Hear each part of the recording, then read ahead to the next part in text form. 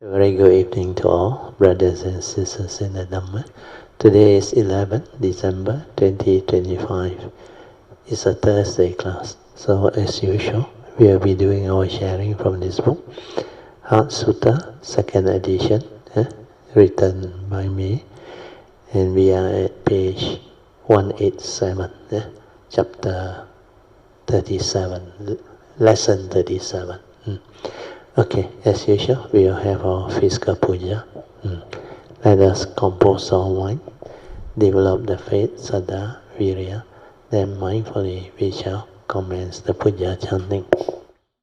Namo 本师释迦牟尼佛 Namo 本师释迦牟尼佛 Namo 本师释迦牟尼佛 Namo 观世音菩萨 Namo 观世音菩萨 Namo 观世音菩萨 Namo 阿弥陀佛 Namo 阿弥陀佛 Namo 阿弥陀佛 Namo 弥勒佛 Namo 弥勒佛 Namo 弥勒佛 Namo 药师佛 Namo 药师佛 Namo 药师佛 Namo 文殊菩萨 Namo 文殊菩萨 Namo 文殊菩萨 Namo 普贤菩萨 Namo 普贤菩萨 Namo 普贤菩萨 Namo 地藏王菩萨 Namo 地藏王菩萨 Namo 地藏王菩萨 Namo 准提菩萨 Namo 准提菩萨 Namo 准提菩萨 Namo 佛菩萨 Namo 佛菩萨 Namo 佛菩萨 Arahang Samma Sambuddho Bhagava Buddhaṃ Bhagavantaṃ Abhivādemi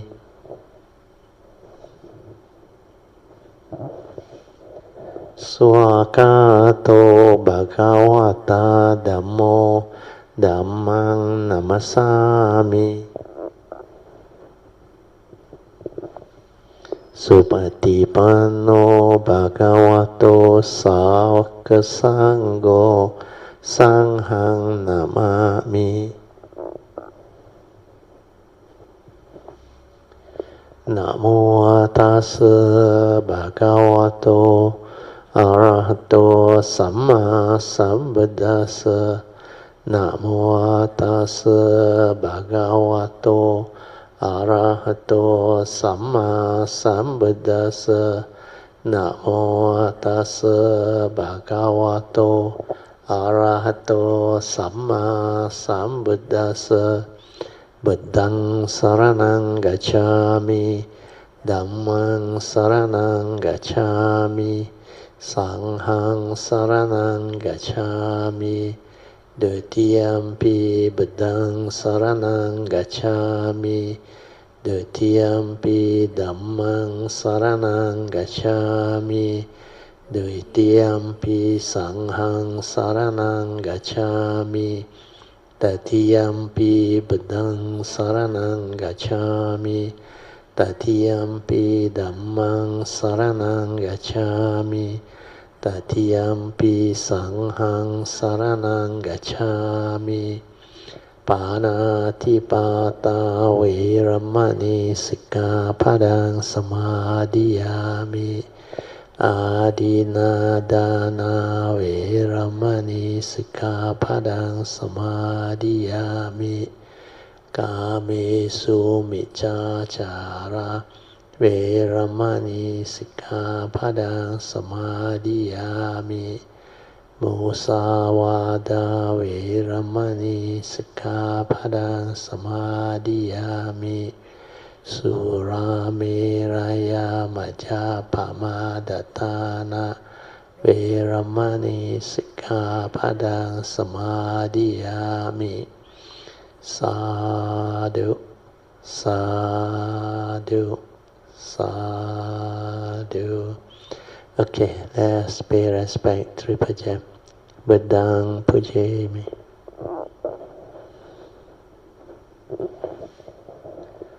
Dhammang Pujayami.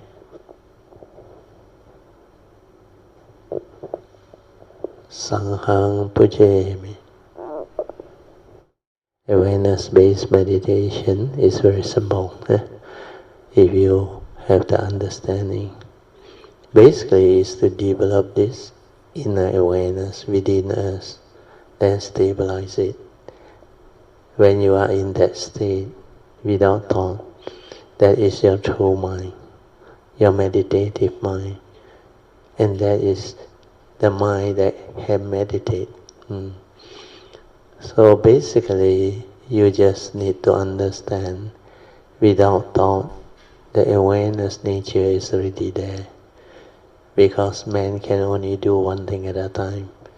Either you are completely silent, without thought, and in the state of awareness, so that you are aware of what is going on within the moment. Or that person is lost in thought, preoccupied with the thinking, the reaction and the stirring of the mind, the proliferation and creation that manifests from that thought process. So all this, if you are mindful, you can see it. Then awareness-based meditation becomes very easy, very simple. You only need to relax completely body and mind and just let things be. No need to think, no need to know, no need to do anything. Where the thinking and the doing and the knowing is always by the thought. So without thought means you don't think, you don't do, and you don't verbalize. Then when you are completely silent without thought, no more chattering, no more verbalization, that nature shines forth. That is your pure awareness nature. The pure awareness nature is just aware, but from there all things arise. All mundane thinking, mundane activity manifests from there. So to meditate, we just have to relax body and mind, then silence everything.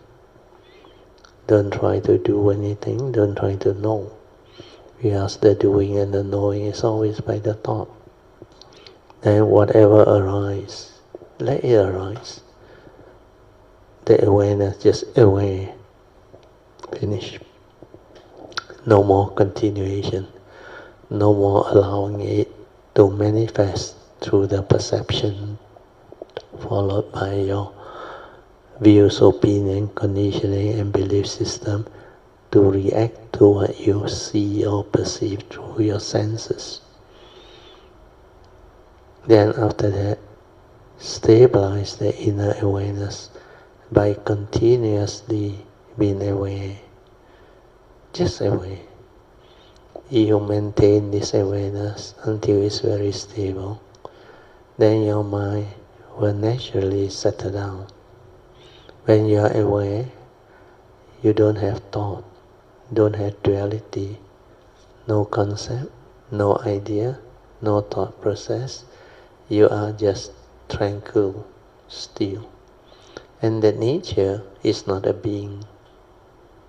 It is just the inner awareness, the pure awareness nature, which is our true mind, our silent mind, without thought. Without thought means no duality, no this, no that, no activity of mind. That's how you develop the stability of inner awareness, by just being aware. Maintain the state of relax. Then let it stabilize. After it has stabilized, you can, with the awareness, develop the understanding of the movement, the activity, and how the mundane habitual thinking slow down, and finally come to a complete stillness. When it ceases, that tranquility, that stillness arise. But because we are a human being with the senses, we have the senses fully aware, then the sense data upon contact after impingement on the sense basis, it will trigger off the respective sense door consciousness. So see it, just be aware of it, finish. Aware, finish. Aware, finish. No need to do anything.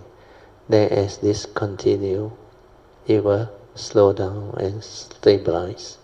Once it slow down and stabilize, you will come to know that you have two minds. One is the silent mind, the true mind, before the thinking, before the stirring, before the arising of thought. Stay with that nature, that observe that movement, how from that pure awareness nature thought arise.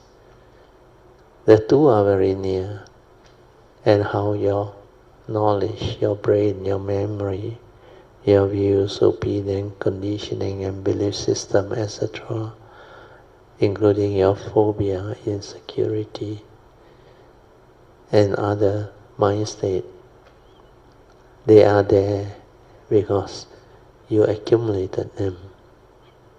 And some of this has become habitual.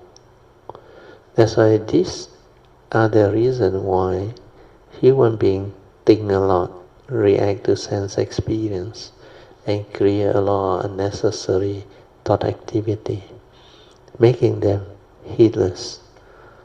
And when they are heedless, through avijja, through delusion, they develop the fear, the worry, the anxiety, the heedless thinking, the verbalization, the chattering. And all this will manifest. Then when memory trigger off certain phobia, fear, worry, anxiety and insecurity, that's how mental suffering comes to be. Then when you see things as they are clearly, you start to develop the understanding of how you function as a human being, how thought activity develops through a nature's law, which the Buddha called the law of mind, citta niyama.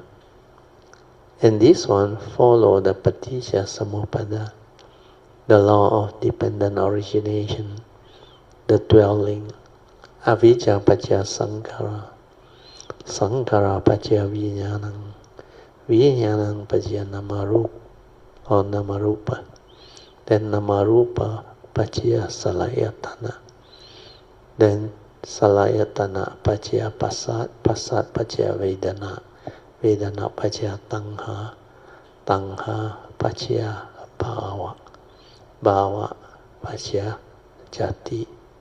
Then arise the whole mass of suffering, jara, marana, etc.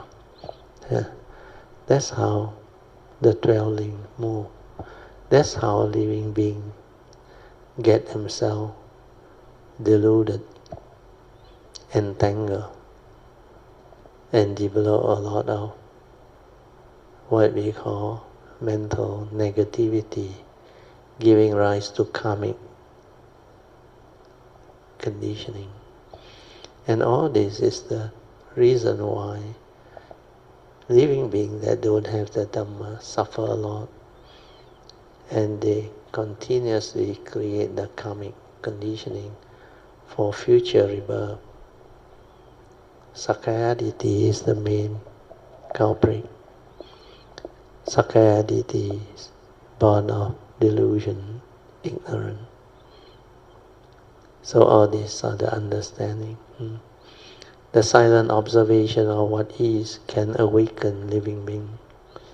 It can give rise to the direct seeing. It can allow one to insight into phenomena, to awaken to the three universal characteristics of anicca, dukkha and anatta. And it can also allow you to see clearly who are you, what are you, and how you function as a human being. How your senses, together with the external sense data and the trapped consciousness within, upon contact, manifest the movement of the mundane thinking. Then how the memory, the views, opinion, conditioning, and your bundle of memories input the content of consciousness to give rise to the karmic conditioning that follows. And this is how living being fall.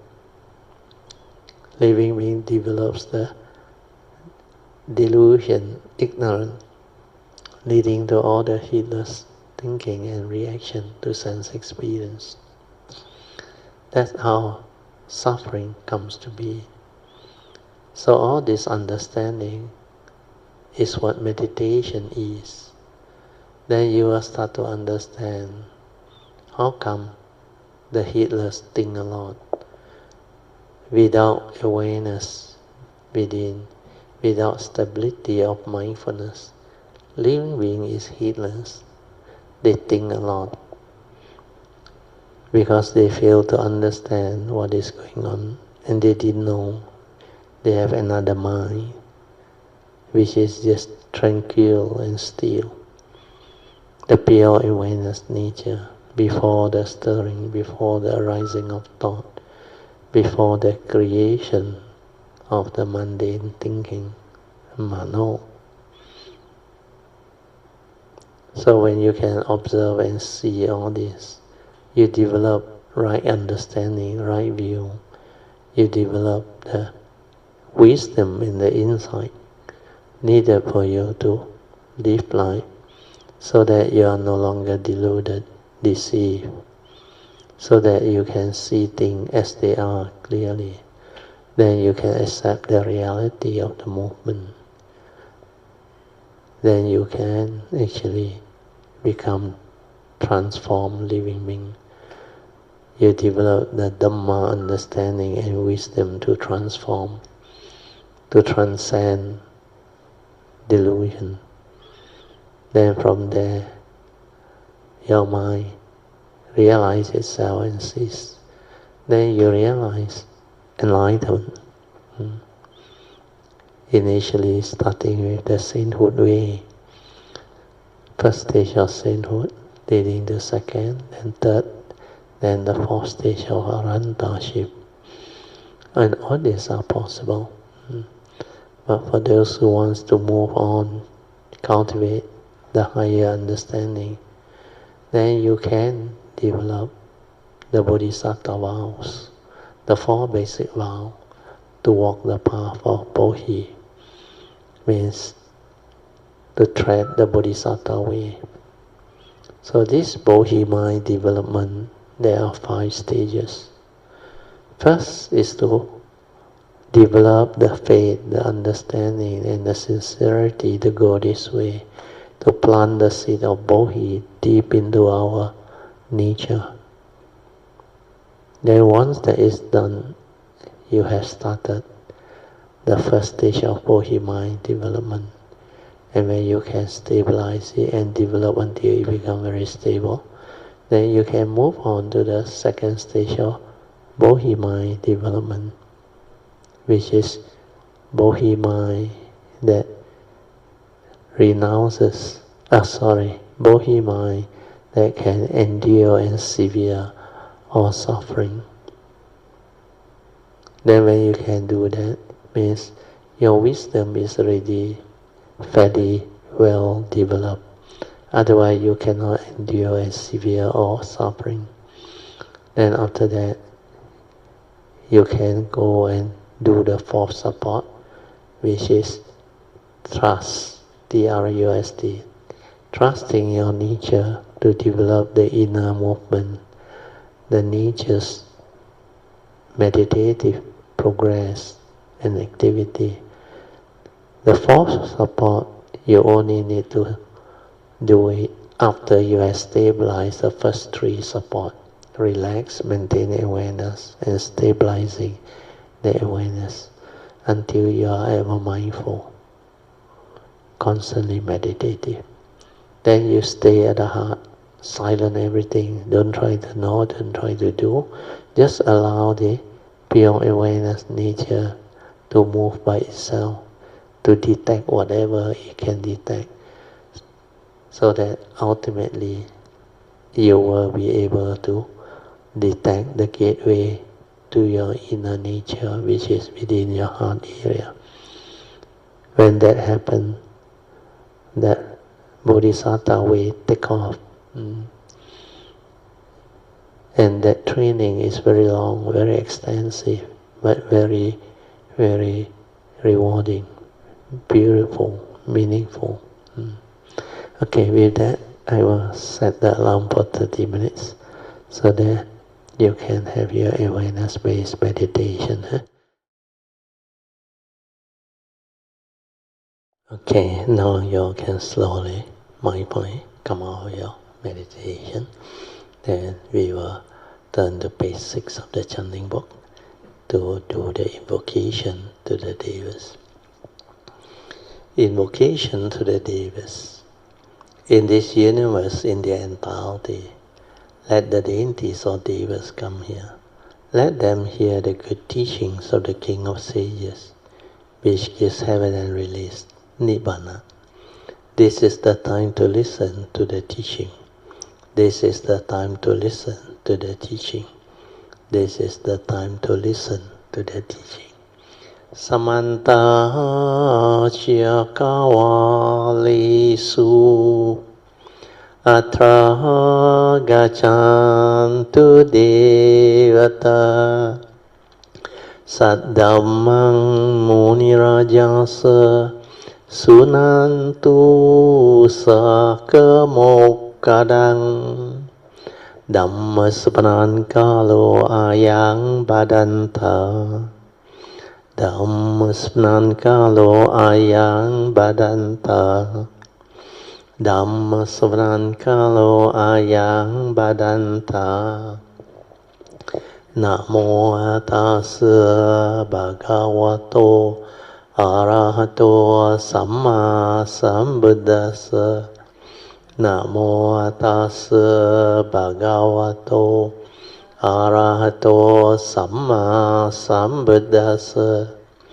Namo Tassa Bhagavato Arahato Samma Sambuddhassa Iti peso bhagava arahang samma sambuddho Vijja charana sampanno sugato lokavidu Anuttaro purisa dhamma sarati Satta deva manusanang Buddho Bhagavati Swakato Bhagavata Dhammo Sanditiko Akaliko Ehipaseko Opanayiko Pachatang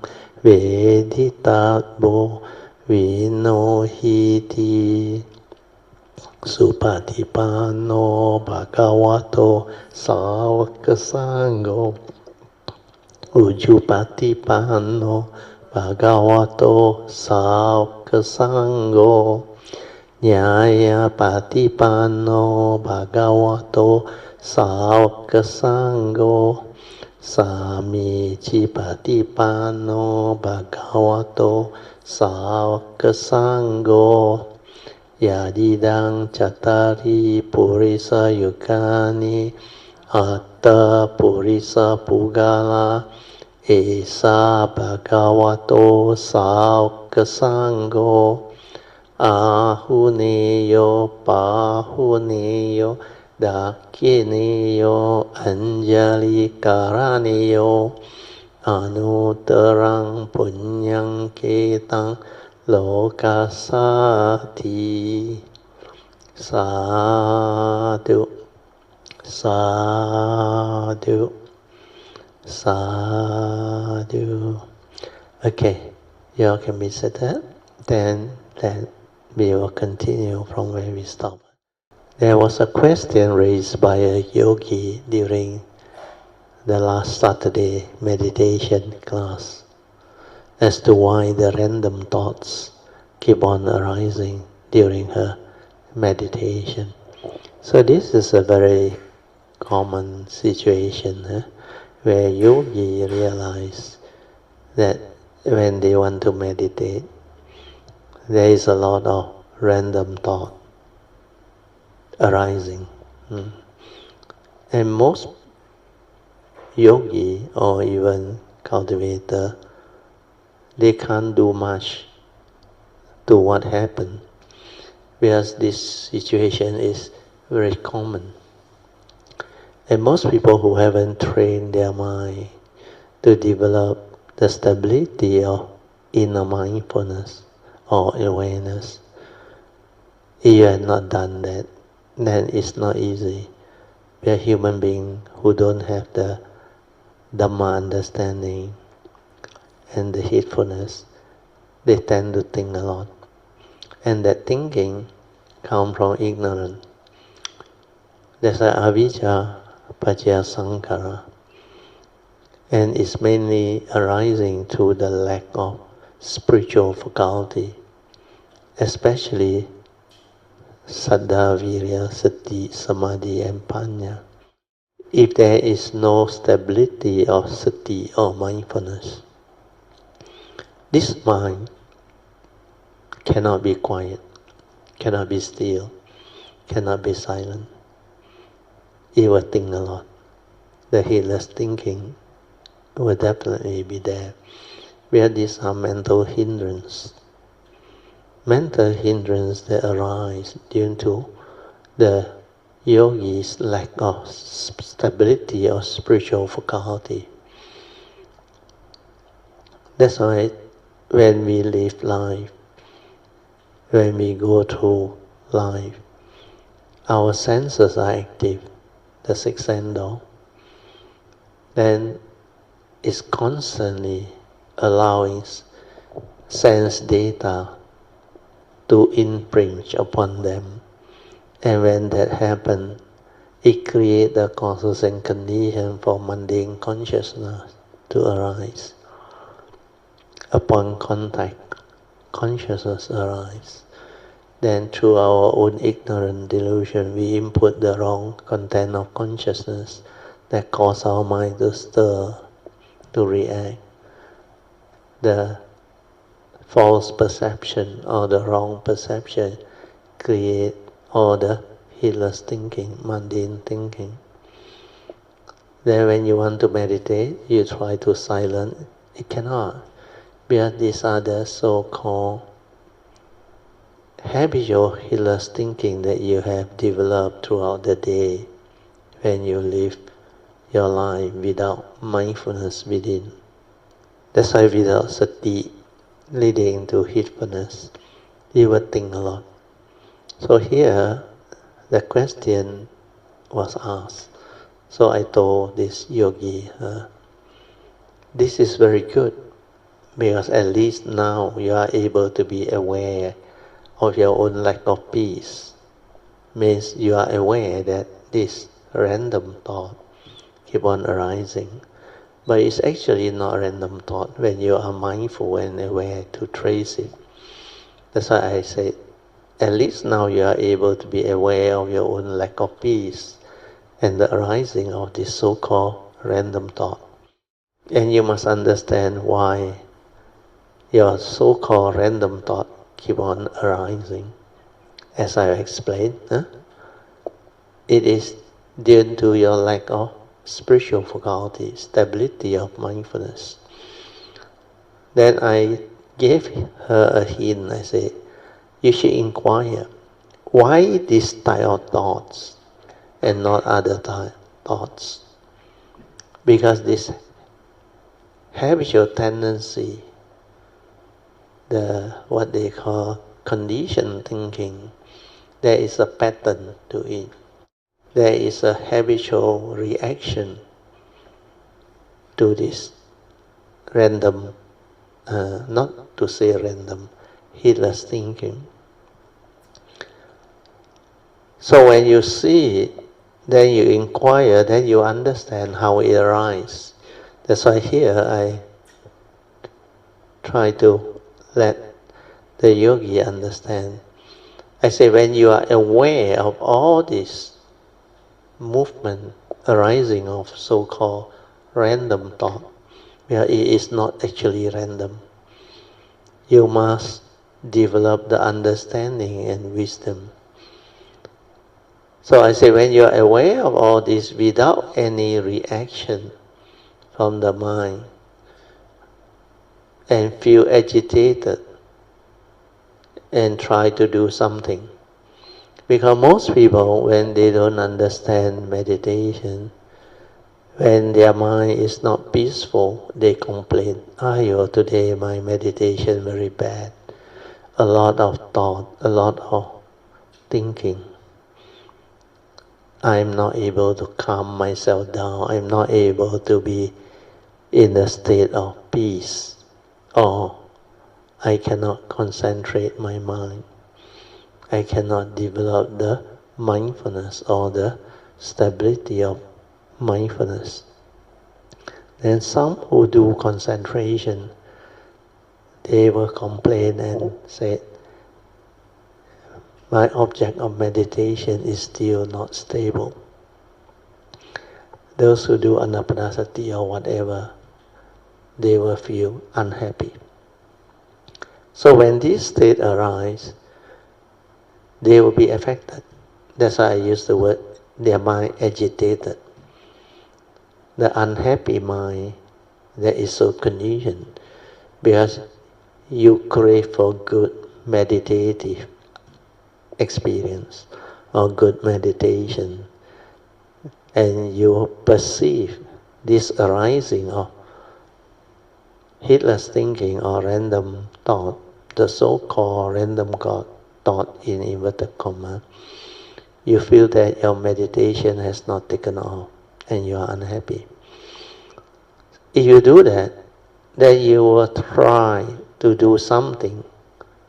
Then what happens? Means you try to resist it and so. Then you try to bring about a calm mind, a peaceful mind. And that will make the meditation worse, where there is craving. There is the thought telling you to do something. And you will try all the funny way of forcing the mind to be peaceful. Then you try to recall the various method, technique, and you try this, try that. But most of the time, it doesn't work. Then I use this word. If you have developed mindfulness and awareness and allow it to be, what will happen?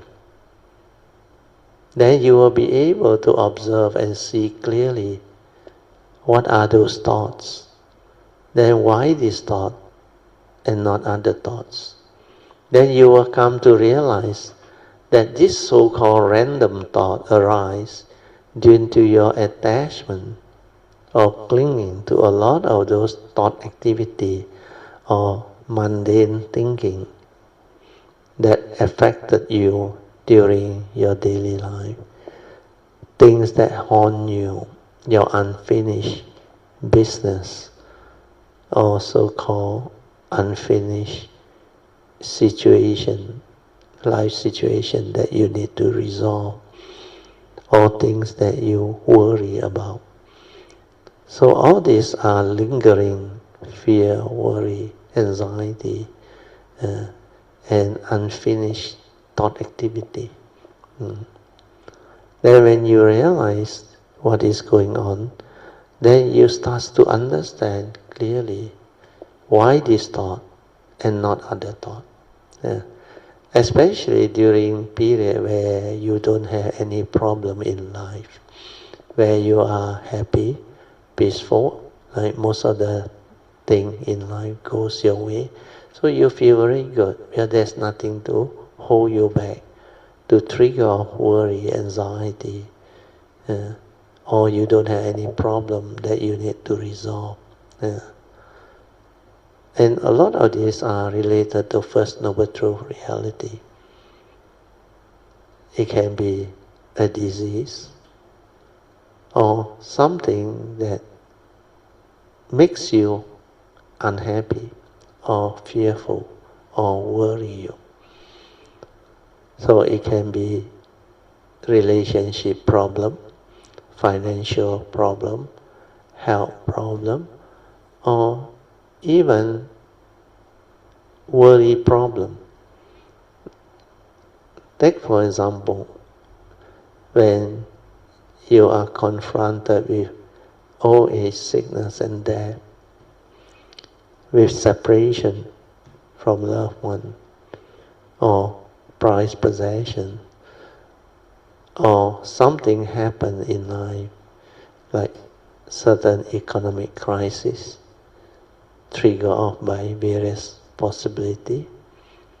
It can be like the earlier currency crisis, or even some form of severe calamity, like tsunami, earthquake, or even landslide, severe accident and all those things. So when all this arise, then you tend to have this thought lingering around, creating worry, make you restless, like you haven't solved your problem. Then the fear of people coming to know certain reality that can lead to maybe crime or whatever, CBT and all those things. So all this will make your mind worry. And worry is a restless state of mind. Fear, worry, anxiety will make you restless. That's why you think a lot. And the thing keep on haunting you. So understanding all this is very important. That's why I put here, you will come to realize that this so-called random thought arises due to your attachment and clinging to a lot of your mind activity that affected you during your daily life. And this arising thought have a lot to do with your memories, which you have deposited and accumulated. Sometimes the scars of memories, your phobia, your fear, your insecurity, etc., then they constantly haunt you, trigger off. And these are accumulated in your brain over the years. Then when there is condition for it to manifest, it will arise through your senses. And since thought are response to memory, that's how all this so-called random thought or heedless thinking arise during your meditation. But you let it be and remain just silent and aware, then this random thought will start to slow down on their own until they are just stillness and become very quiet. So the tranquility and stillness of mind is your true mind, your original mind state before the stirring. So you just let things be. Don't feed it with any more thought energy, then it will slow down. It will slow down. Then it will finally become very quiet and very still. Without thought, you will experience that tranquility and stillness of mind. And that is your true mind, your silent mind, your pure awareness nature. And our awareness-based meditation is to develop that ability to be in that state and stay there. Don't do anything. Just stay there to observe. The silent observation of what is by that pure awareness nature. by our true mind is meditation. Then you will develop the meditative understanding on your own. But most of the time, yogis' problem is they don't have this understanding. They don't know how to let things be. They don't know how to stay in the state of silent inner awareness, to just let the sankhara activity slow down and cease. When there is understanding and wisdom, then you will patiently allow the mind to be. Means you just silent, don't fill it with any more thought energy, maintain awareness. Then everything will return to its original state before the stirring. Then you will realize your true mind, your silent mind. Then you will be in that state of awareness within. But most of the yogis, they learn from teachers that don't have this understanding. And they were taught method, technique, or skillful means of meditation. They were taught to note, to focus, to concentrate, to chant, to develop dynamic movement activity, not knowing what they are for. In fact, that arises because a lot of yogi or teacher, they just follow whatever that is being taught to them. And this lack of understanding is the source of what we call the present condition of the Buddhist community's problem. Because all these so-called method, techniques, and skillful means is a form of focusing or concentration. They need an object of meditation or a mantra or something for the thought to hold on to. Otherwise, they realize the thought just shoot off and think a lot. The heedless thinking they cannot control. So to develop control, they need an object of meditation for the mind to concentrate on. That's why most of them end up developing jhana, one-pointedness. They apply their thought onto an object of meditation. Then they apply the thought there. And they sustain their thought there. These are the first two jhanic factors to develop jhana. Vitaka, vichara. Vitaka is applied thought. Vichara is sustain the thought there. Then when you sustain the thought there long enough, then this thought does not wander off, where it's held at one point, concentrated. Then when this concentration develops, they will experience piti, or what they call spiritual joy, born of spiritual calmness, when there is no active thinking or thought process. Then they develop through that one-pointedness or applied thought and sustained thought training a relatively calm and peaceful mind. Then if they continue to meditate on it, means the concentration, if they continue to focus on it and develop some form of absorption into it, then that piti will become sukhang. They experience bliss of mind, peacefulness. Then they feel very good, and they thought that is good meditation. That's why most people try all the various so-called method, technique of meditation.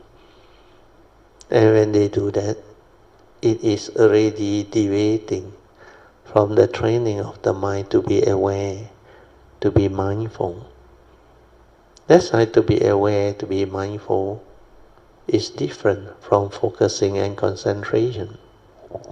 That's why the Buddha taught anapanasati. Breathing in mindful or aware. Breathing out, mindful or aware. Or according to the Satipatthana Sutta, Kayanupassana, first category of practice is develop basic anapanasati movement to train the mind to be aware, to be mindful. Then stabilize it until mind enters sati.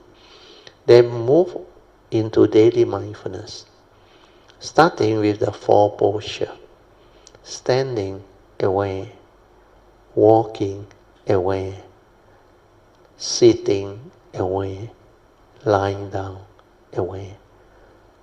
Then after that, you move to the third category of practice, which is sati sampajana, mindfulness and clear comprehension of all activity connecting the four postures.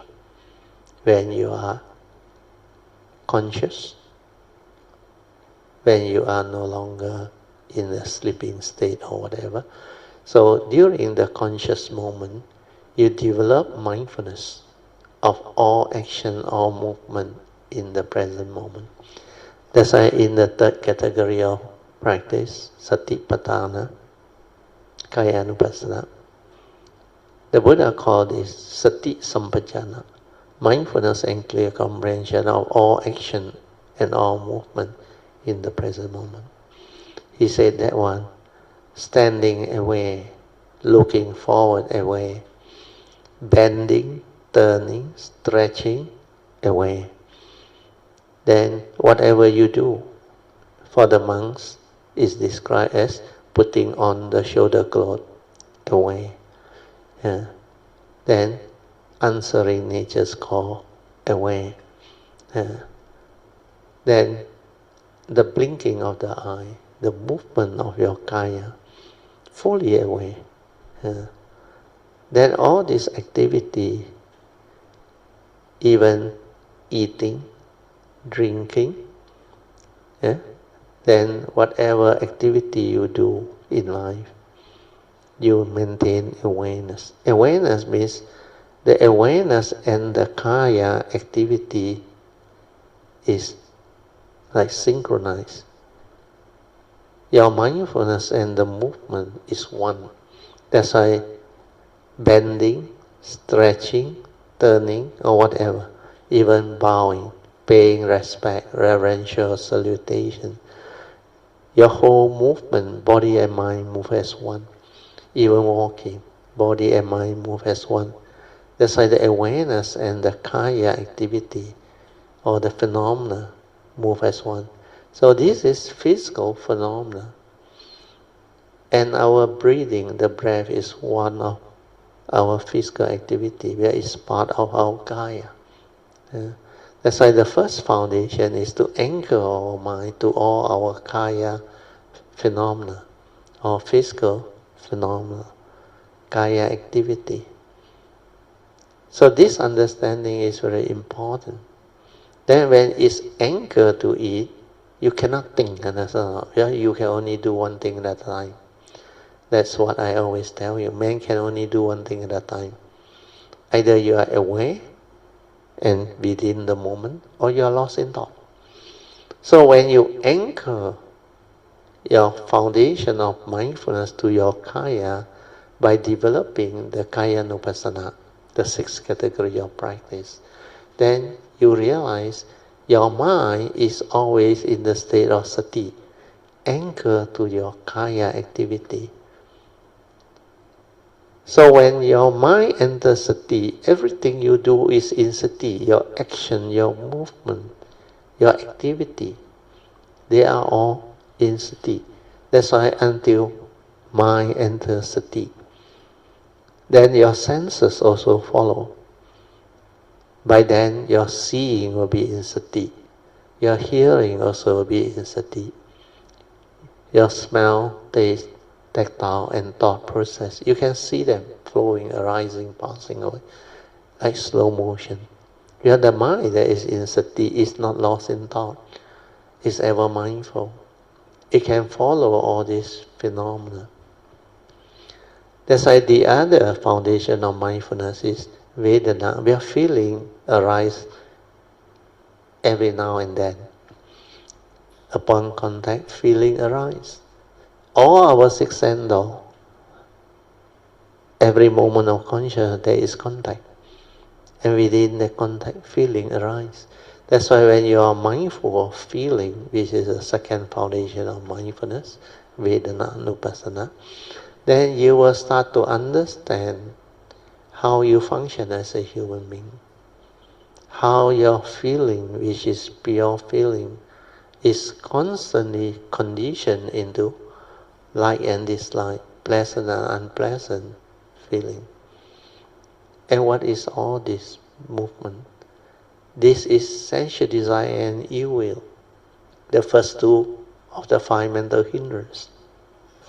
If every moment of sense experience you stir your mind due to like and dislike, pleasant and unpleasant sense experience that you have developed through time as habit, we call this your habitual tendency. And when this habitual tendency becomes very ingrained, that's why throughout the day living being create mental hindrance all the time. Every moment of sense experience, they stir their mind, they react. And these are mental hindrance. That's why it will hinder your mind from entering the meditative state of inner peace, inner calmness, and inner awareness. So whenever you have like and dislike, you are lost in thought. And through the habitual thinking and reaction, your mind state is stirred. And it conditions you into state of heedless thinking, where these are mental hindrance. Then when you entangle yourself more and more, the karmic conditioning repercussion trigger off the other mental hindrance.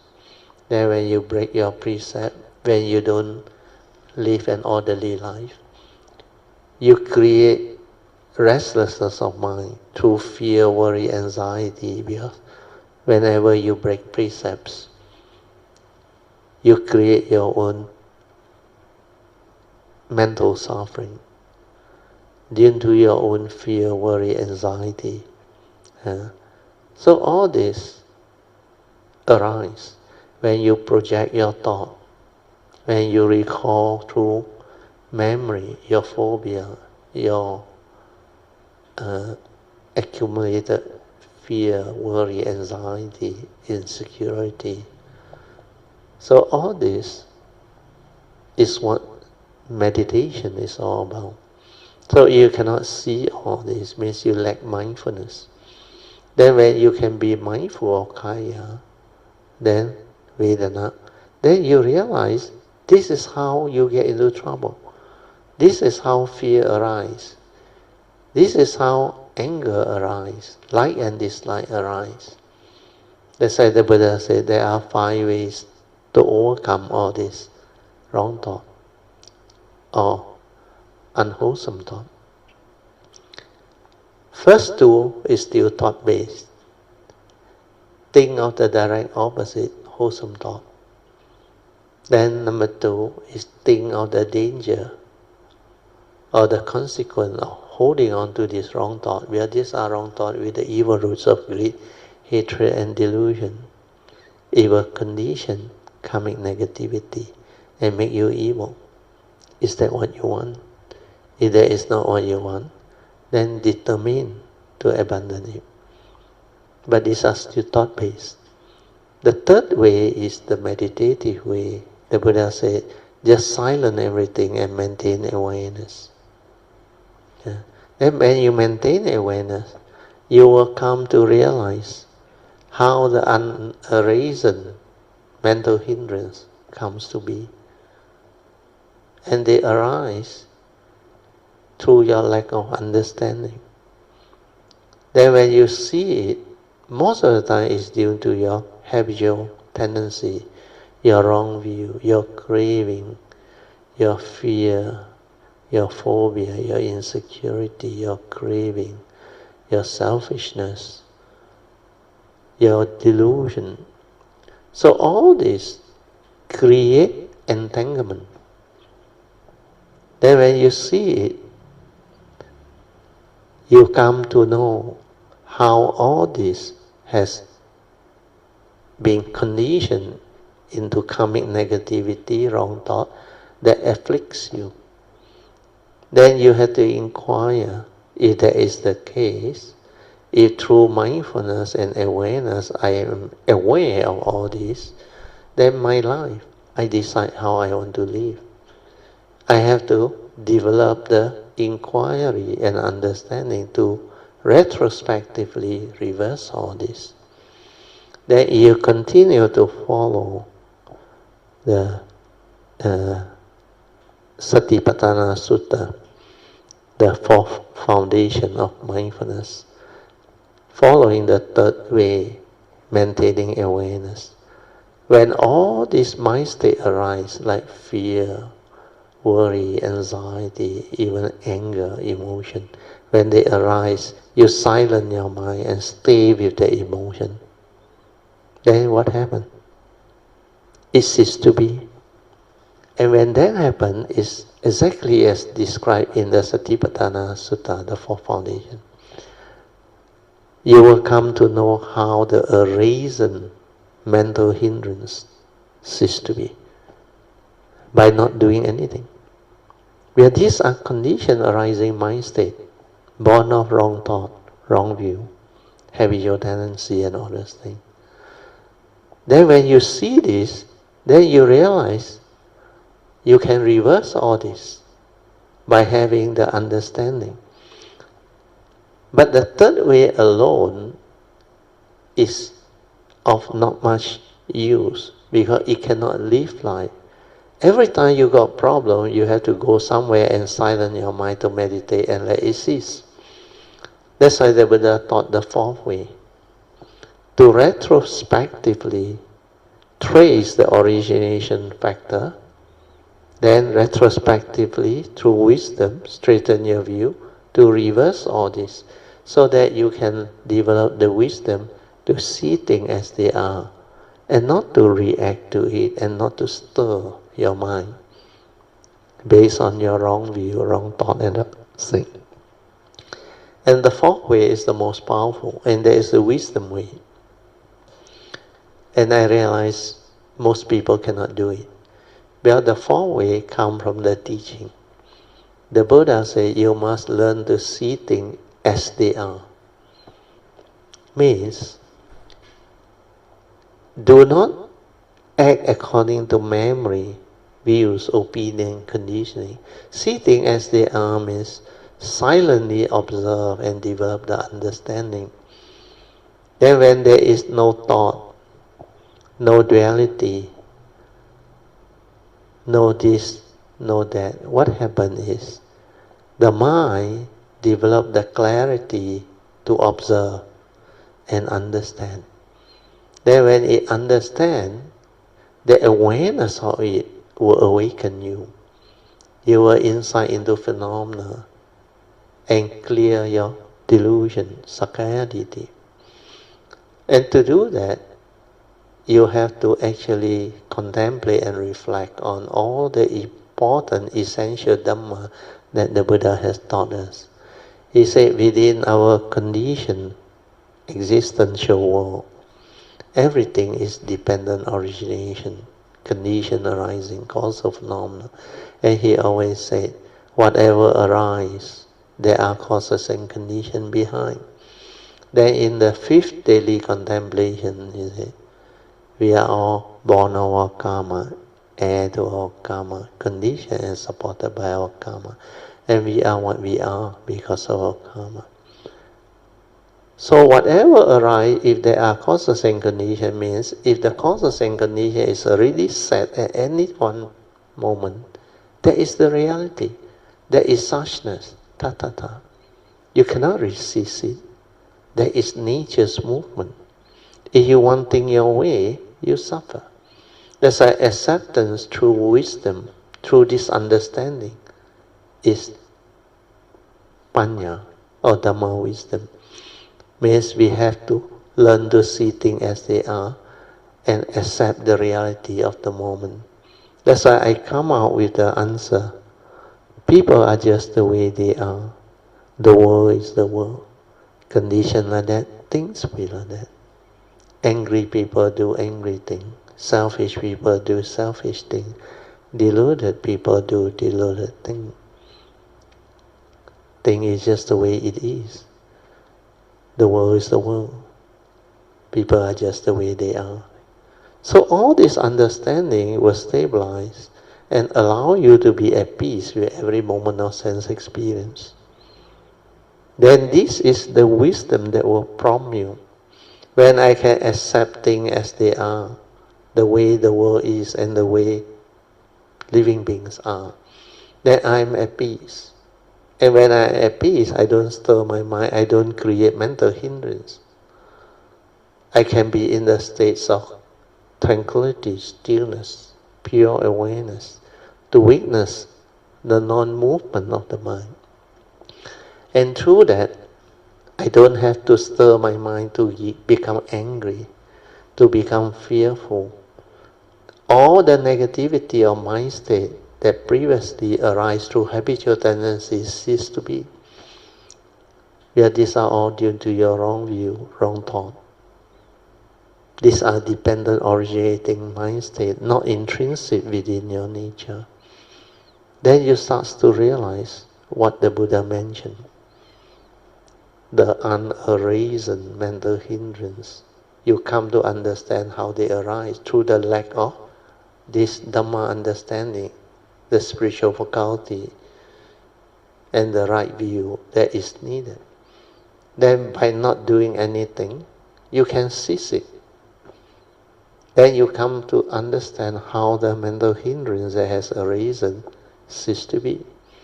When you know how to cease it through awareness, that is the beginning of understanding. But when you retrospectively reverse all this through right view, through right understanding, that is the fourth way, the wisdom way. And when the wisdom way dawn upon you, this is yoniso manasikara. This is following the essential Dhamma that the Buddha has taught us. Thing is just the way it is. Thus I learned to see things as they are. Jnana dasana, the direct knowledge and vision of the reality within the moment. Yeah.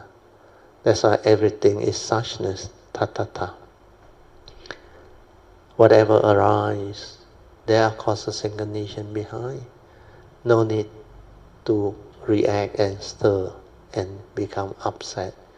No need to have the egoic mind that creates the evil roots of greed, hatred, and delusion. And all this understanding, when it stabilizes, it becomes yoniso manasikara, wisdom in the moment of sense experience. Then every moment of sense experience, your mind does not stir, does not react, and does not create any more problem.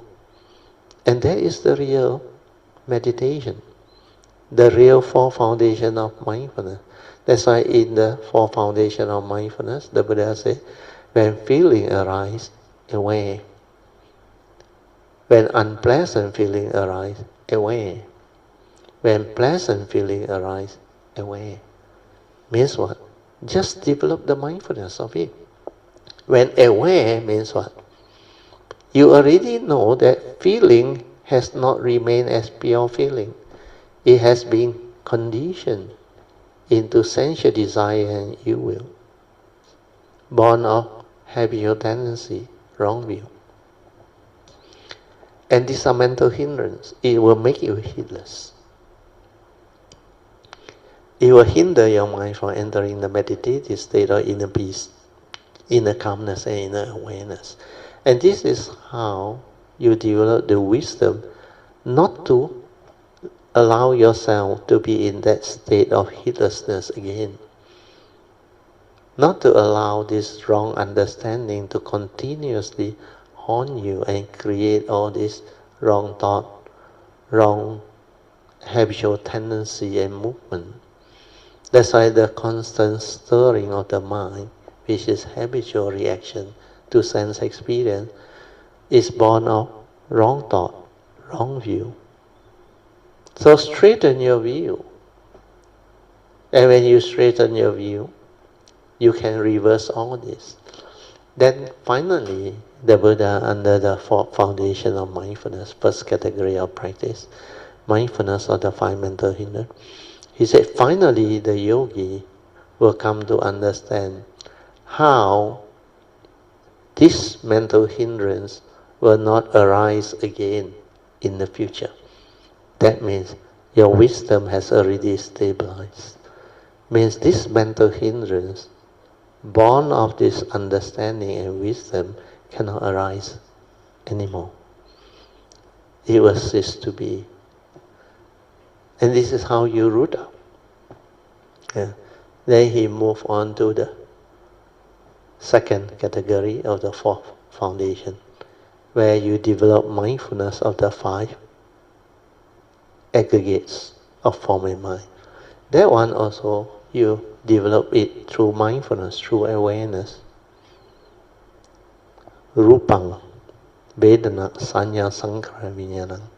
So you see them. And when you are mindful, you will come to know how all these aggregates, they manifest, they arise, and they transform, and they pass away. Yeah. Then you realize the five aggregates of form and mind, they are not what you think. They are not a permanent, unchanging entity. You cannot cling onto it, grasp onto it, and say, this is me, this is I, therefore all this can be mine. That's why form is impermanent. Form is dependent, originating, condition arising, causal phenomena. Then feeling also is impermanent. It comes and it goes. Feeling is not self. Why? If feeling is self, when it arises and passes away, you would have died if it is there. Or pleasant feeling has been conditioned into unpleasant feeling. Or pure feeling has been conditioned into pleasant and unpleasant feeling. If feeling is you, then you should die with that movement. But you didn't die. Feeling come and go, you still around. So how can feeling be you? That's why feeling is dependent, originating, condition, right? You see all this movement. Then you penetrate the universal characteristics of anicca. Then this movement follow nature's law. If you want things your way, which is not nature's condition, then you suffer. When you cannot get what you want, you suffer. That's how you develop the understanding. So you see clearly that five aggregates of form and mind, their characteristic, universal characteristics of impermanent, suffering state. And finally, is the non-self, or not a permanent, unchanging entity, and empty nature of existence, anatta nature. Anatta nature comes from understanding impermanence. Means it's not a permanent, unchanging entity. That's why it's anatta, non-self. Not a permanent, unchanging entity where you can cling on to, grasp onto, and hold onto, and say, this is me, this is I, therefore all this can be mine. No such thing. And because it is impermanent, it's not a permanent, unchanging entity, then how can you own it? If you cannot own it, and it is not a real, permanent, unchanging entity, then what is life? What is existence? Empty. No reality. Everything arises and passes away, dependent on causes and conditions. It manifests. That's why hey no you, hey no me. Ultimately, only nature, mighty nature's law rolling by. Then when you understand all this, you realize, think also like that, don't think also like that. Everything is just a flow within nature. Condition arising, causal phenomena, phenomenal world of consciousness that arise and pass away following nature's law, the Panchaniyamas. Then when you see all this, you penetrate the universal characteristic, then you realize the profound wisdom that break through Sakaya Ditti straight away, you realize that the 5 aggregates of form and mind, they are impermanent. They bring about suffering, and they are what they call empty. That's why when Kuan Yin Bodhisattva, Avalokiteshvara Bodhisattva, was cultivating the Prajna Paramita cultivation, he illuminated the 5 skandha and realized that they are all empty. 照见五蕴皆空. Then he crossed over. That's why liberate his mind, develop the wisdom leading to the awakening. That's why he crossed over and realized the state of unconditioned Dhamma Nibbana. So this is how meditation can be developed. Then the third category of practice is develop mindfulness of the 6 internal sense bases and 6 external sense bases. And this is the 4th way that the Buddha taught. If you are mindful and silent and aware of the 6 internal sense bases and the 6 external sense bases and how they come into contact and trigger the consciousness, then how you input your content of consciousness. This is how you trace the origination factor, how anger come to be, how fear come to be, how all these mind states which are not intrinsic within you, which are dependent originating, comes to be, and how they manifest and arise. Then retrospectively, through this understanding, straighten your view and reverse it. That's why mindfulness of the 6 internal sense bases. Keep your mind within, away from within. At any moment of sense experience, away. Means at the moment of sense experience. If there is wisdom, develop stability of it. Then this yoniso manasikara, wisdom at the moment of sense experience, they will prompt you, spontaneously prompt you. Then your mind does not stir. Your mind will have that understanding and the wisdom to see things as they are and to be at peace with the moment. That's why from there onward, you develop what they call stability of mindfulness. Then space between thought starts to emerge, starts to develop. Means more and more silent, more and more tranquility, stillness. That space between thought is your pure awareness nature, when there is no thought in between. And that's how actually you follow the 10th step of the Avijja Sutta. It's clearly stated there.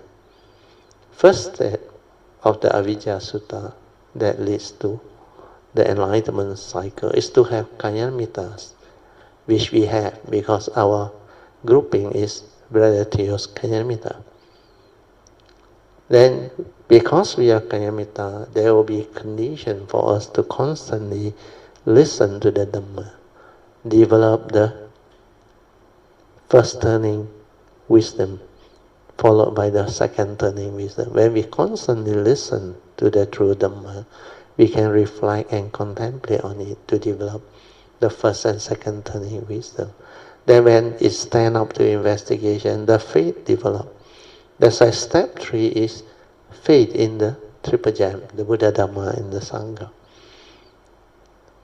Then when we have faith in the Triple Gem, it will drive us to cultivate. That's why it will lead to step 4. Step 4 is the development of the initial wisdom through mindfulness. That's why yoniso manasikara will come to be. When this initial wisdom stabilizes, then at the moment of sense experience, your mind will not stir and react anymore, like I have explained earlier on. And when you can do that, even with the first and second turning wisdom, it stirs less. Then your sati sampajana, which is step 5, mindfulness and clear comprehension of what is going on within life, starts to stabilize. Space between thoughts starts to develop. Then this will lead you to have the ability to move on to step 6, which is sense restraint.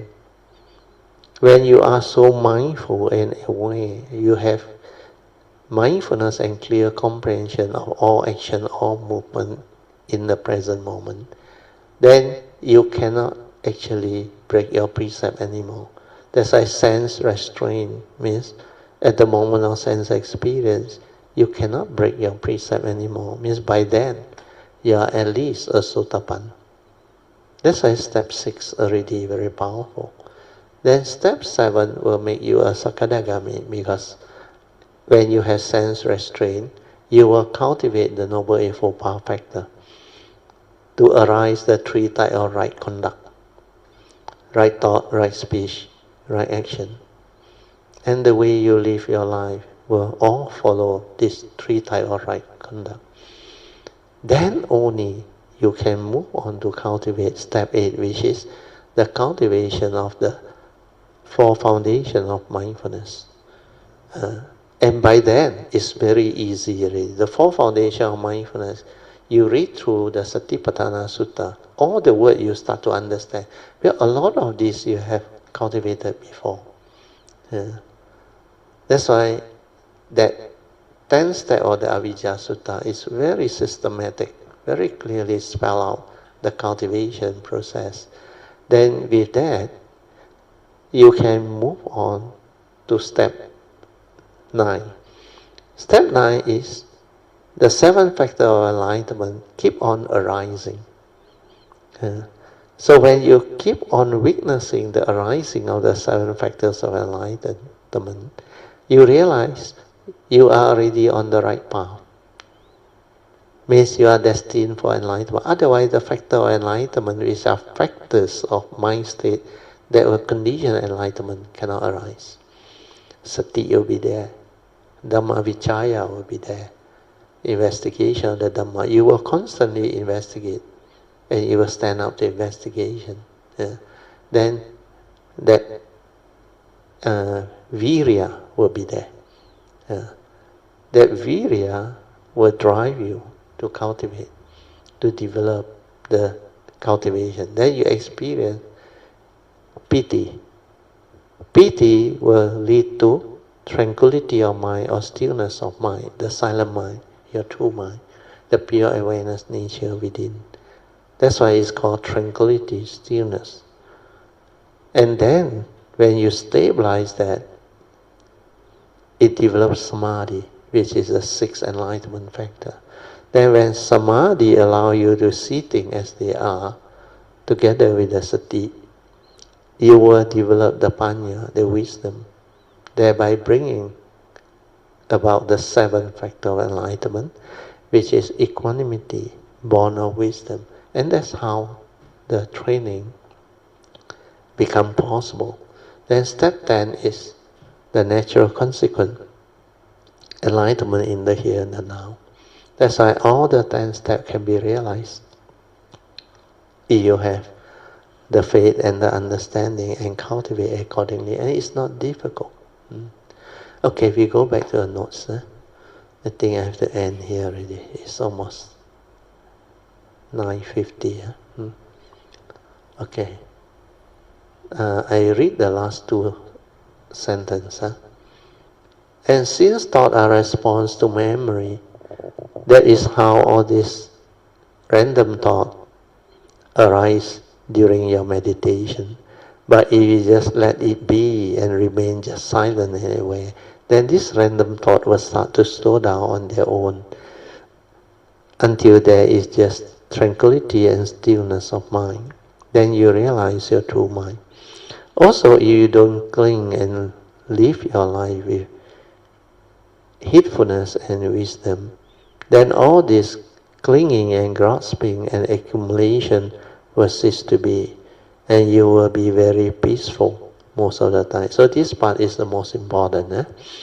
If you don't attach and cling on to all this true understanding, then you just develop the daily mindfulness, leading to heedfulness, to live your life with heedfulness and wisdom, then all this so-called deluded clinging, grasping, and accumulation, they will cease to be. And you will realize the enlightenment. Then you will not be deceived by the phenomenal world of consciousness and form. And through this, you will be able to have peace at all time, anywhere, any place, anytime. Okay, we stop here. We mark this line. Then we can have our second session. Okay, second session is meditation reporting, followed by whatever question and answer that you may have. And we can also discuss today's topic if you want. Virtue, since nobody is sharing, let me share. Okay. Let me share a little bit. Very good. Okay. Come in. Since I've come back from Chuhuasan, it's exactly a month already. Oh, sadhu. And recently I asked myself, what have you done that has changed since you come back? Oh, sadhu. And then I realized I've not done much, any difference. Yeah. So I tell myself, you put so much effort before you go, and coming back, you are not putting any more effort. So I asked myself, because when I was in Chihuasan, there's something happened, and the mind made a vow, okay? But I won't say what it is, no need, no need. a bit malu, brother. Never mind. So and it's quite a heavy vow to see, brother. Oh, sadhu. So I won't say it just yet, Don't So worry. last night I told myself, okay, before you do anything, do the repentance recitation. Sadhu. That one very Because important. I got a book that was given by Alicia with me before I went to Chihuasan. Yeah. So last night I take the time to sit down and read it. And as I read it, each page I will read twice so that I can understand and not just read, I always say that just read like a storybook. So I tell myself, okay, read and at least understand what you are reading. It took me an hour to finish the book. So by then, I can feel the change, after an hour, and I become so sleepy. Oh, But I sadhu. tell myself, you must do your night puja, Sadhu. as I always do before I sleep. Yeah. So I kneel down, but my mind is like very different, and I couldn't even open my eyes. Oh, sadhu. But I tell myself, just do your puja Yeah. before you sleep. Yeah. So after I did my puja, I went to sleep. But I couldn't really sleep off. But I know that it's a very different state of mind. Yeah. For almost 2 hours, I couldn't sleep. And I can feel there's so much energy in the body. But I tell myself, just lie down there lah. Yeah, relax. And very different mind state. It's so deep, so deep. Yeah. And let it settle down and go into that state. Just silent.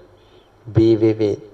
Then everything will happen because I think it's all related. The condition when you are there, when you come back, then after you read through that repentant thing and all things, it actually trigger off and energize your nature. Then it brings about that state. It's actually to let you have the causes and condition to develop that meditative experience so that you will move further and develop the understanding deeper. Very good. Then what happened after that? So I told myself, just close your eyes and just lie down. But somehow the minds refuse to shut off lah. Yeah. I just cannot sleep. So I just lie down there. You see what I normally do is very chill. When I cannot sleep, after a certain hour, say about 2 hours, I will normally get up and I'll get up and then walk to the living room and sit either to meditate, or if I can't meditate, then I will listen to your talk. If I still cannot sleep, then I watch video lah. Okay, Like, no to problem. make my eyes so tired or whatever tired, then only I go to sleep, which is very bad. Okay. And last night I told myself, don't get up, just lie down there. I know it's Continue a to relax. very deep state, and the thoughts become so little, but it refuses to shut up. I also don't know what to do. Because that is the nature within that actually has manifested for you to develop the meditative understanding. So what you can do is next time, if this situation arises again, you just rejoice and silent, relax, maintain awareness, and let the nature be. Means do the fourth support, stay at the heart area you can, and let it move, let it develop the movement, everything. Then a lot of things will happen. You don't have to allow the thought to like trigger off the what they call worry that you cannot sleep. Because there is a thought, and that thought cannot sleep actually is an attachment, is a craving, is a fear, subtle fear. Forget about it. These are thoughts. Just let it be. Then you just relax and maintain awareness. The relaxation part is very difficult. This one for cultivator, if you don't know how to relax, it's not easy. Very true. Actually, last night it was a very, very deep sleep. And when I got up this morning, I was awake, but I could not get up. Because your consciousness has not come out yet to normal consciousness, or the conscious mind has not returned. So it will take a while. Then just let it slowly come out. Then you will witness all the movement. In that state, your awareness like slow motion. You can see, and you can develop a lot of understanding. That is fully aware inside there. And today, because I had to go out to meet friends, and what I normally do is, if I go long distance drive, I will either put on the music or I listen to your talk. But sometimes your talk is a bit too soft, I can't hear. So what I normally do is I put on the music. But today, I just don't want to listen to anything. But the mind still remain rather quiet. And even after the gathering with my friends and all that, so I went off to somewhere else. But again, I noticed I just don't want any sound. Even when I came back from that place, I still don't want to on anything in the car. Because the mind just doesn't want to be like disturbed, It just wants to be quiet. It just wants to seclude itself and develop the inner movement. And you should actually make use of it next time to just lie down and silent and let it meditate. Because that is the condition. Sometimes you must learn how to read all these signs. When it's time for you to silent and rest, to develop the meditation or movement within, just do it. In the early day, I remember when this thing come, it make me feel like you have to lie down, you have to sleep. Then I will stop my car somewhere. Normally I go to rest and service area if I'm traveling the North-South Highway. And during the early days when I was still in my 30s, 40s like that, I actually drive the long distance quite often. Then when I'm working also, then I will just stop at any rest and service area. Then I will meditate inside the car. I will shut everything down, then I will lie down. I lower my backrest, then I silent. Then I meditate. Then after that, sometimes initially 10-15 minutes already very good. Like meant to be, you recuperate. Then later on, half an hour. And most of the time, unless I'm at home, half an hour is enough. When I'm at home, normally I will go through the whole night until next morning. And there was one stage where the mindfulness is 24 hours. Like I no need to sleep. The moment I lie down, fully aware throughout the day, mindful. Then at the moment when I lie down, the last thought that goes in before I lie down to so-called let my body rest, but it never sleep, the awareness going. Then all the movement inside is fully aware, the subconscious release, the unconscious release, and the internal activity and movement, the mundane arising. Then the awareness, which is a different entity, is fully aware, continuous. Until the next morning when I wake up, the awareness slowly come out. And when it come out, it's like I never sleep now. That last thought, I become conscious again. It's like I never sleep now. And I don't need to wash my face. It's like I never sleep. That's why it's something that cultivator only can experience. It's really amazing. Then I realized 24-hour awareness or mindfulness is possible and can be done. And that time I went through it, I think few months it lasted. But it will come to pass. When you have learned it, when you have understood it, you don't have to do it anymore. Because, like it or not, body is still a body.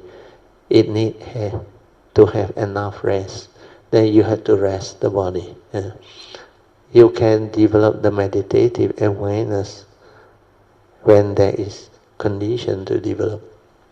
Otherwise, most of the time, like now, unless something trigger off the movement inside, I normally just relax, maintain the awareness. Then I just let the body sleep, rest. Then when I wake up, I become normal again. So all this, the individual cultivator of the way, you will develop your own understanding. Very good. Sadhu, PG. Actually, I take how to say this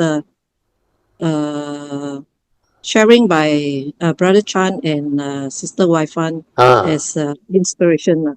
Yeah, Sadhu.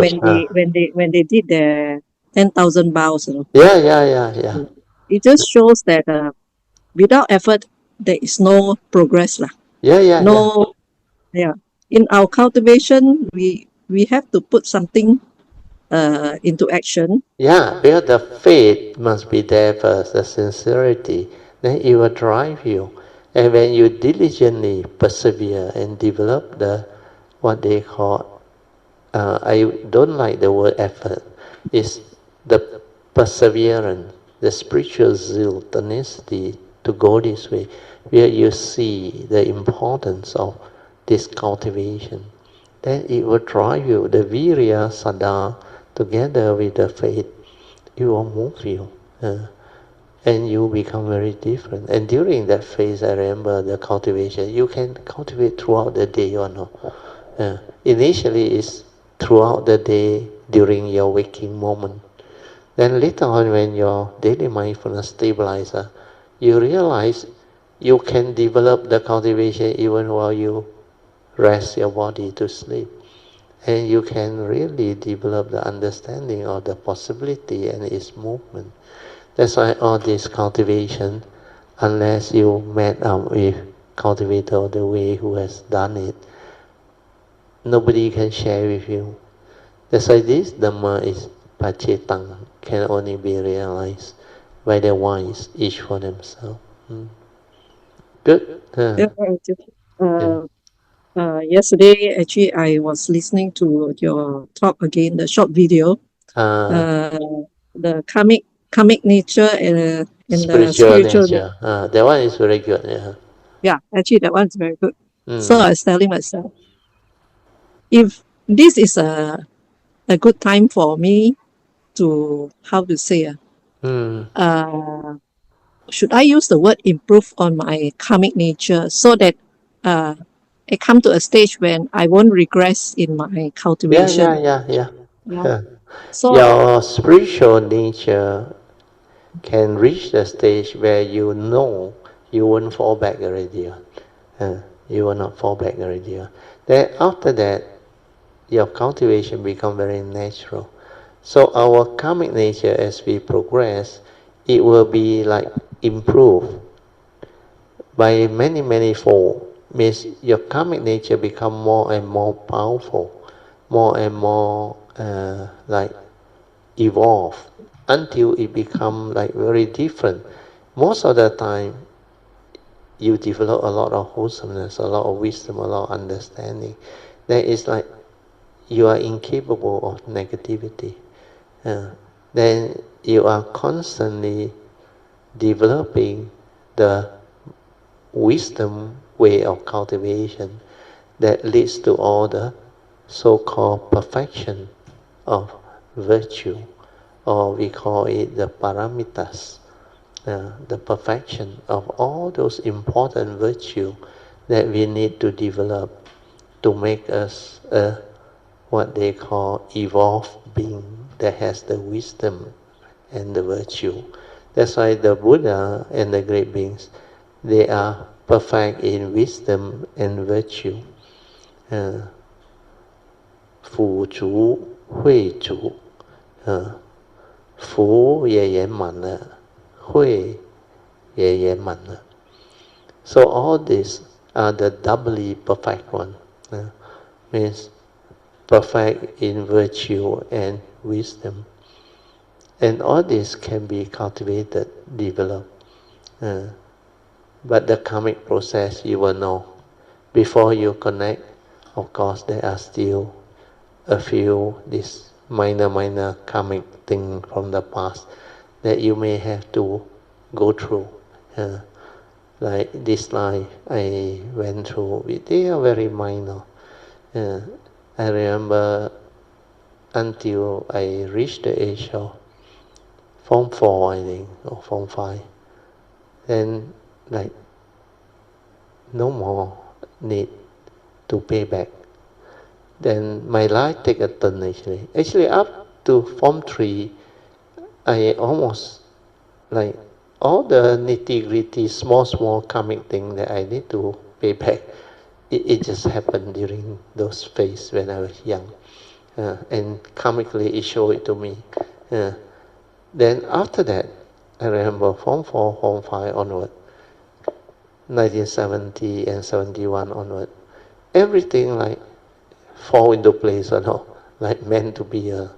I started to search the nature inside, the Bohemia activated. Then it started to probe, it started to inquire, it started to search. Then a lot of things just happened. Like I told you, I lie down in the field, Alostar. The land is very flat, 6 inches below sea level. Then I like to, middle of the night, clear night with all the stars, I lie down. Then I look into the sky. Then I inquire. I say, the universe is so immense. Who am I? What am I? What am I doing here?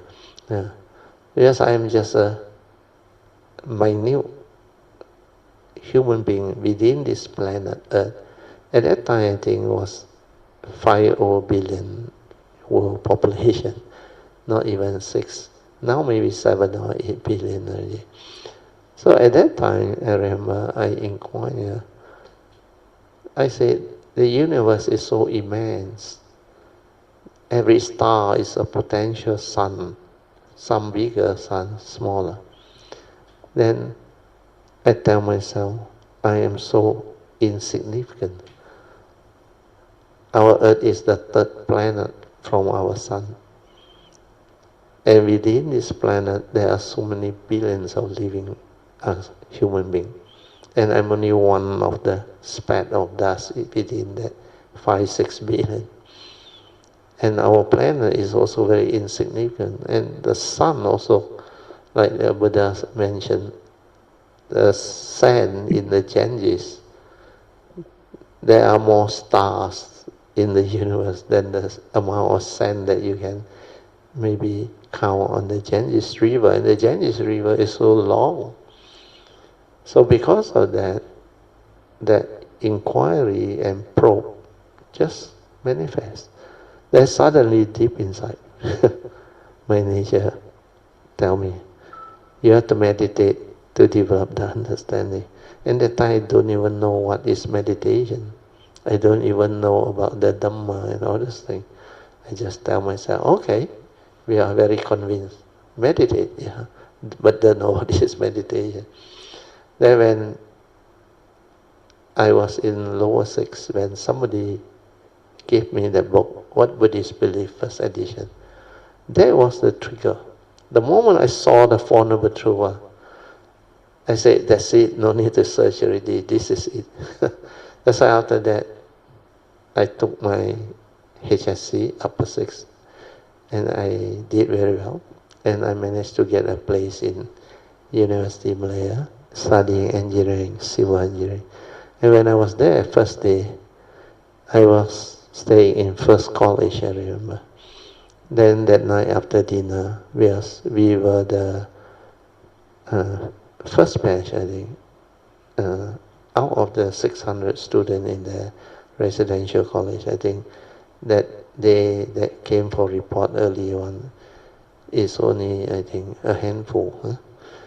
Then engineering class, I only met one of them.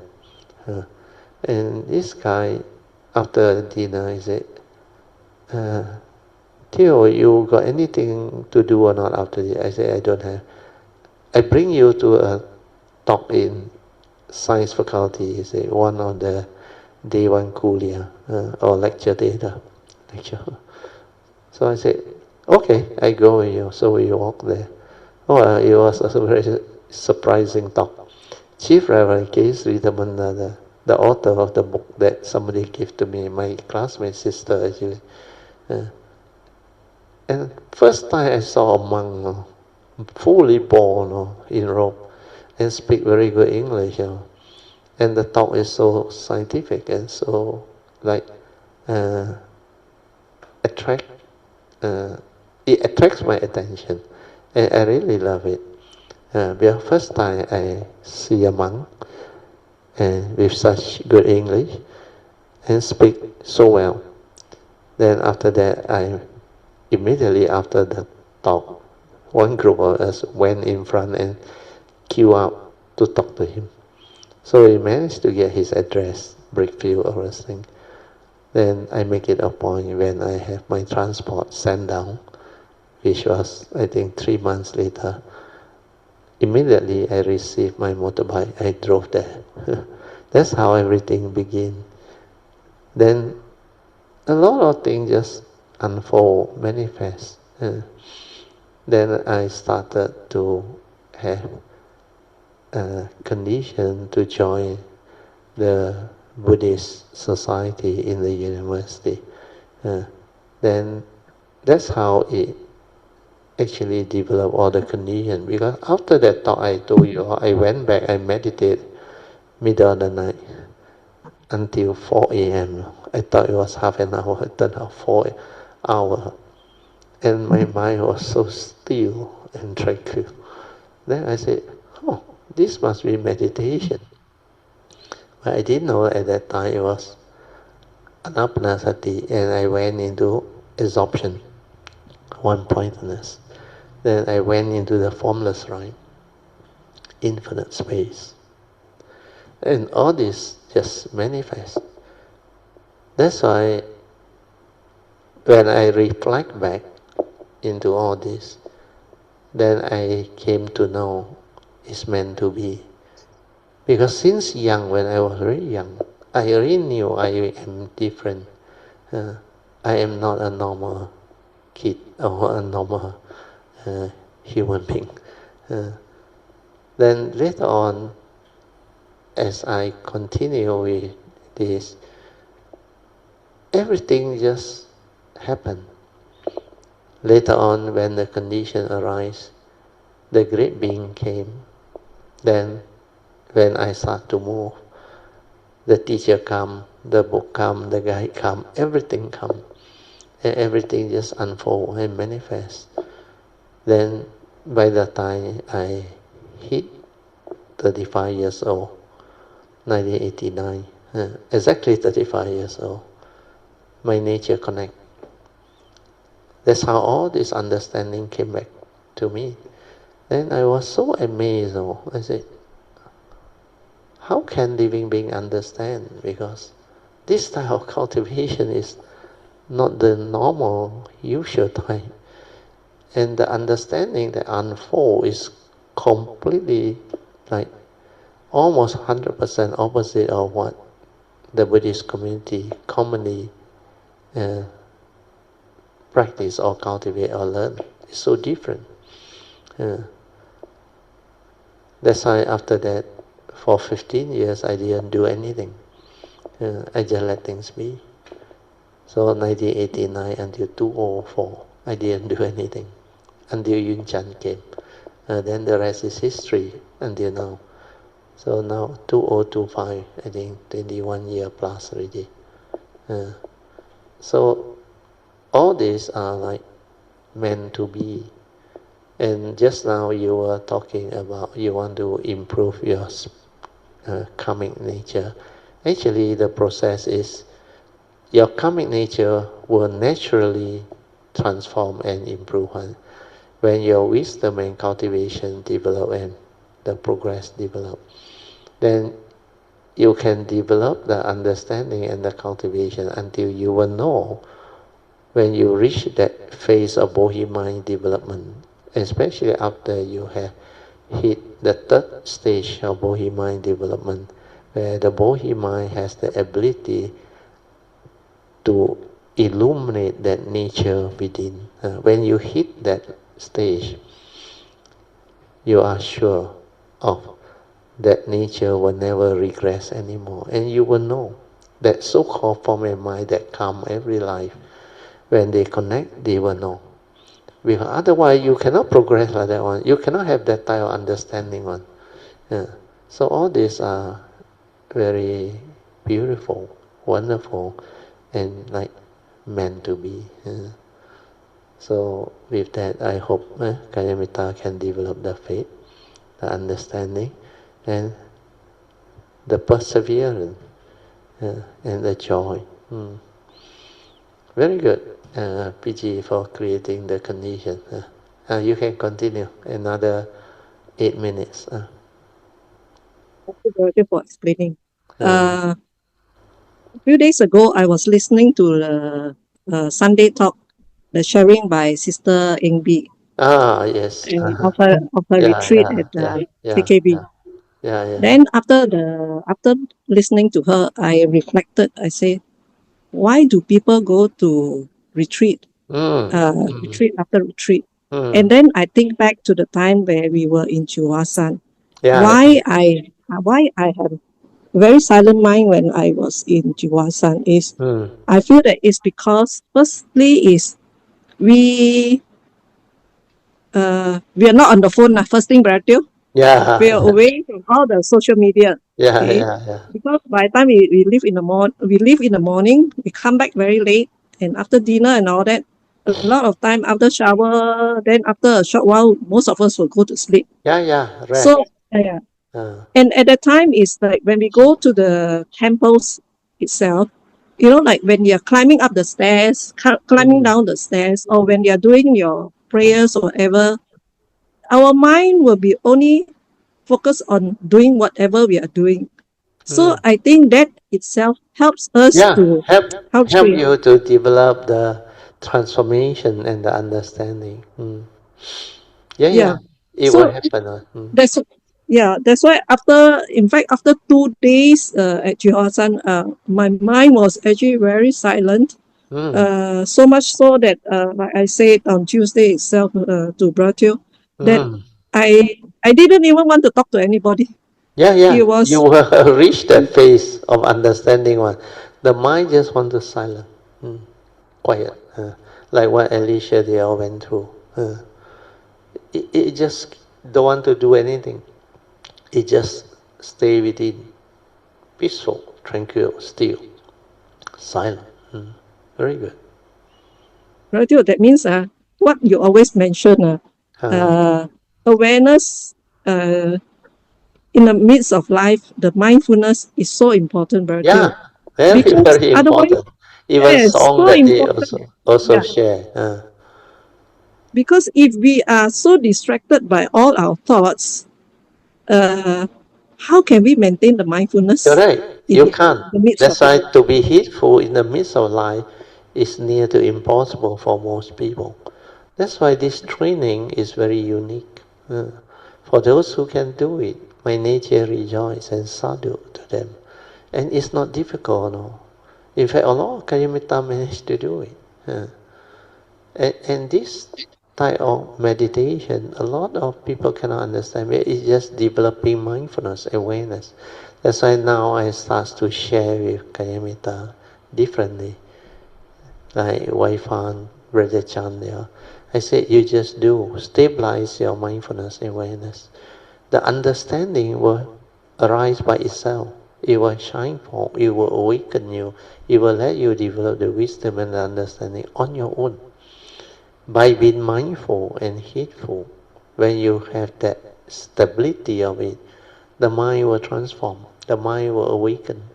All these are nature's consequence, natural consequence of what you have developed as cultivation. And the key is daily mindfulness. Without daily mindfulness, the stability of it, you can never be heedful. You have to be heedful. You're not only mindful, you have to be ever mindful. Then constantly meditative. Very good. Yeah, Bertil, that's why listening to all your short videos, it just keep reminding me these are the things that I have to do. Yeah.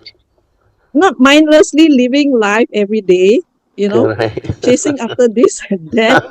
And for heaven's sakes, I have to keep reminding myself, put down the phone. Yeah. Because once we go on social media, we forget about everything. And by the time we realize that it's like probably 1 hour has gone by. And that But itself, modern day society is not so easy. That's why when I reflected and look back, when I was able to do it during 86 to 89, actually it was a blessing in disguise. That time technology was not so advanced yet. no social That media. time, no, don't have smartphone. Yeah. We have the very crude phone. We call it the Nokia. Can only make call and WhatsApp. That one is very primitive. So at that time, not only in social media, even the internet was quite backward. And that time, most of the time we do email only. Then our computer science, we only do those Excel file, Word file. Don't even have Microsoft yet at that time. Then a lot of things not discovered yet at that time. That's why less distraction. That time like I share with you, most of the time I spend a lot of time on developing the game that I like badminton. Then of course I also like investment.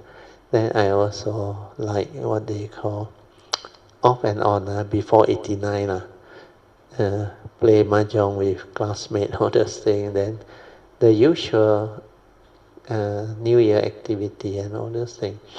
Then together with them, we have our what we call meet up, excitement and all those things. Of course, we also have some local trips, where off and on we got some close friends and classmates where we travel. Normally it's between family, friends and all those things. Then for me, I stay Alaska, so I travel quite a lot back to Alaska. In the early days, it's 2 or 3 trips a year, at least 1 trip or whatever. Then sometimes in between also we travel. Then sometimes I go Penang, see my brother. Then after that we also travel around short trip. So all these are the activity that is not so like nowadays. Nowadays, the younger generation, I tell you, without the handphone, they cannot live life. It's like a necessity now, and there are so much thing in the handphone now. Then the social media really is a totally different era. That's why to discipline and develop the cultivation, I think it's a lot harder nowadays. But surprisingly, a lot of Kanyamita, when they see the importance, they can still develop the faith and develop the cultivation. But initially, don't worry. Don't be like spend too much time on it, like sensual indulgence.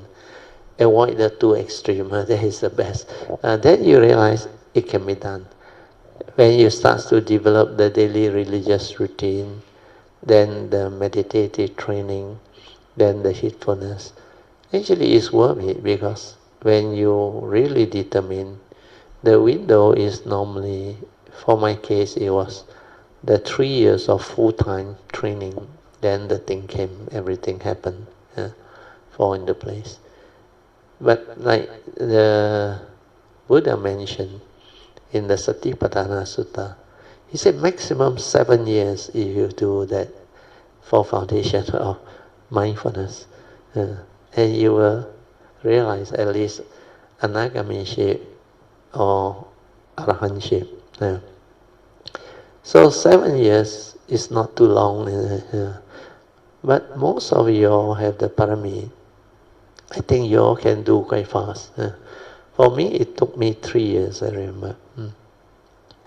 But it's not the length of time, it's how you develop the faith and the understanding.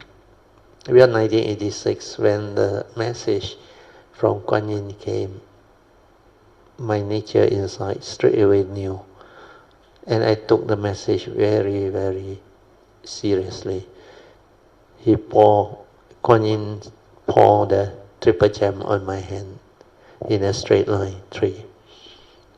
Then held my hand and said, you have to move fast, not much time left. Oh, like immediately, I wake up on them. Then full of gratitude, respect, I pay respect. Then with heart, determined faith. Then I determined to go all out. He said, you have to move fast. So without wasting time, I started my cultivation. Then it was like full-time training, full-time job, full-time mindfulness and all those things. That's why by the time end of 88, I think, to early 89, my nature connect. And everything fall into place. Then I start to inherit from my spiritual nature. Then the understanding keep on arising, keep on evolving. Then the internal movement started when I met my last guy. who also came around that time. I think I met him early 89 after I connect.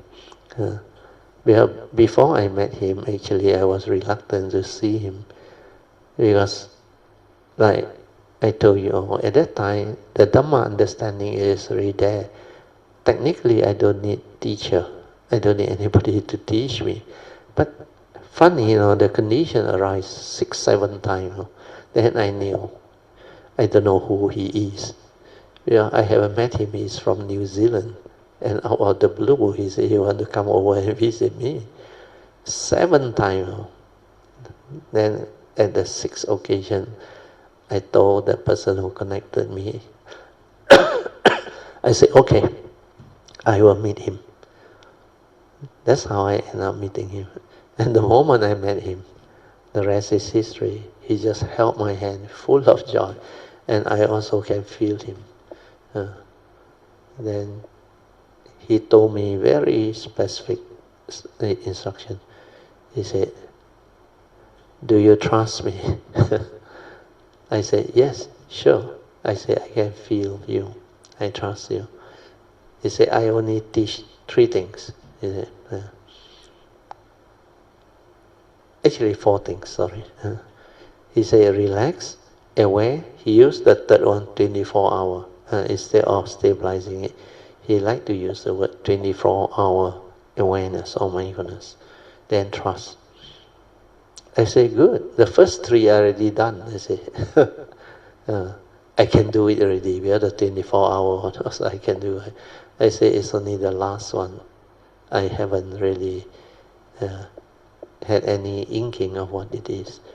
Then after that, he wanted to straight away teach me and allow me to locate the gateway. But I told him, I said, I think we better go for dinner. We are that time 8:30 already p.m. We haven't eaten and they also haven't eaten. So I took them to I think somewhere in Genting there's a kampong restaurant, very nice one. And they stay in Indonesia before they like the food. So that's how, after that, finish everything. We talk while we are there. Then they come back to their apartment, where somebody booked the apartment for them. Then he straight away said, are you ready? I said, yes. He pointed to a chair. He said, sit down. Then I just sat down. Where I was able to be in a state of complete relax, 24-hour mindfulness. The first 3 I already done. Then he said, just relax, silent, he said. I said, okay. Then I did that. Then I saw his hand on the right hand. He moved to near my heart there, slightly towards the left, about 2 over inches away. Then suddenly I feel a very soothing energy going in, very fine, very, very fine.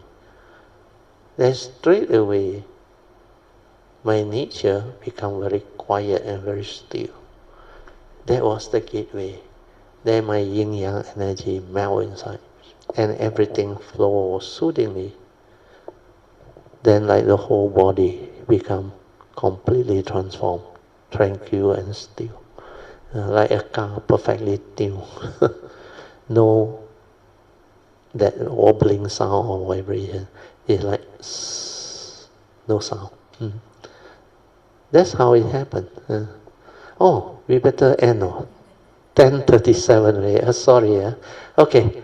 Thank you so much for the condition and the good sharing. PG, let us rejoice. Yes. Sadhu, sadhu, sadhu. Manyan's message I read already, so no need to worry. Manyan said, Brother, sorry, just now unable to respond in time. Don't worry. In fact, meant to be. PG took over. So next time, I will let you have the time to share. Okay, we share merit, transfer merit, then we end. Akka sattha cha bhumata deva naga mahindika punyang tang anumoditwa cirang rakantu loka sasana Itta vatta chamihi sampadan punya sampadan sabbe deva anumodantu sabba sampati siddhya idang menya tinang hotu sukita hontu nyatayo idang menya tinang hotu sukita hontu nyatayo idang menya tinang hotu sukita hontu nyatayo Devo Satkalina Sasa Sampati Hetucha Fito Bhavatu Lokocha Raja Bhavatu Dhammiko Imina Punyang Kamina Mame Bala Samagamo Satang Samagamo Hotu Yawa Nivana Patiya Sadhu Sadhu Sadhu. Okay, you can now pay respect mindfully to all the worthy ones, Lord Buddha, Kuan Yin Bodhisattva, and all the worthy ones. Then we end. Sadhu.